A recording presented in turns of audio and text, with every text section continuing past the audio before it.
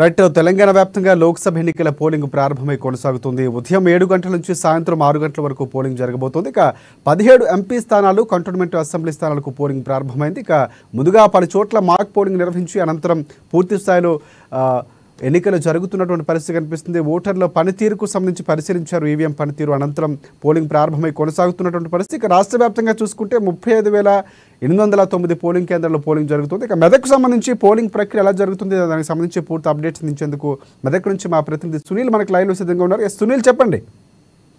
మెదక్ జిల్లా వ్యాప్తంగా పార్లమెంట్ ఎన్నికలకు సంబంధించిన పోలింగ్ కొద్దిసేపటి క్రితమే ప్రారంభమైంది. మనం ప్రస్తుతం సంగారెడ్డి జిల్లాలోని సదాశివపేటలోని ఓ పోలింగ్ కేంద్రంలో ఉన్నాం.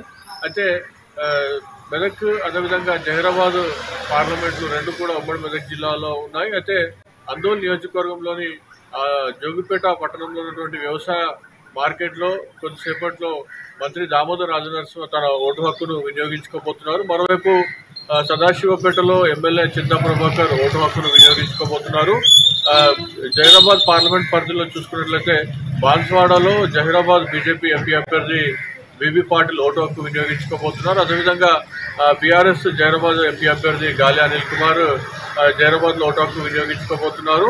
అదేవిధంగా జహీరాబాద్ కాంగ్రెస్ ఎంపీ అభ్యర్థి సురేష్ షెట్కర్ నారాయణఖేడ్లో ఓటు హక్కును వినియోగించుకోబోతున్నారు. మెదక్ కాంగ్రెస్ ఎంపీ అభ్యర్థి నీలం మధు ఓటు హక్కును వినియోగించుకోబోతున్నారు. అదేవిధంగా సిద్దిపేటలో బీఆర్ఎస్ మెదక్ ఎంపీ అభ్యర్థి మాజీ ఐఏఎస్ అధికారి వెంకటరామరెడ్డి తన ఓటు హక్కును వినియోగించుకోబోతున్నారు. దుబ్బాకలో మెదక్ బీజేపీ ఎంపీ అభ్యర్థి రఘునందన్ రావు తన ఓటు హక్కును వినియోగించుకోబోతున్నారు. సిద్దిపేటలో మాజీ మంత్రి హరీష్ రావు తన ఓటు హక్కును వినియోగించుకోబోతున్నారు. ప్రస్తుతం అయితే పోలింగ్ కేంద్రాల వద్ద మనం చూసుకున్నట్లయితే మందకొడిగా ఓటర్లు వస్తున్నారని చెప్పవచ్చు. కొద్దిసేపటి క్రితమే పోలింగ్ ప్రారంభమైన నేపథ్యంలో మందకొడిగా పోలింగ్ కేంద్రాలకు ఓటు హక్కు వినియోగించుకునేందుకు వస్తున్నారు. మరోవైపు పోలింగ్ కేంద్రాల వద్ద 144 సెక్షన్ కూడా అమలు చేశారు. మనం చూస్తున్నాము, మన వెనకాల కనిపిస్తుంది పోలింగ్ కేంద్రం.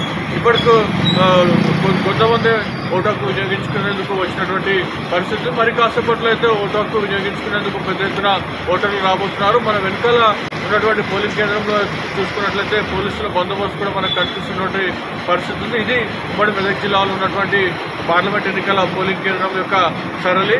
Over to studio. Right and thanks for updates Sunil.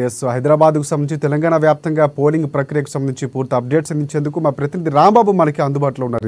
లైవ్లో సిద్ధంగా ఉన్నారు. రాంబాబు, చెప్పండి. చాలా పూర్తి స్థాయిలో ఈసారి రసవత్తరంగా ఎన్నికల పోలింగ్ ఉండబోతుంది. చాలా ఎక్స్పెక్టేషన్స్ ఉన్నటువంటి పరిస్థితి కనిపిస్తుంది.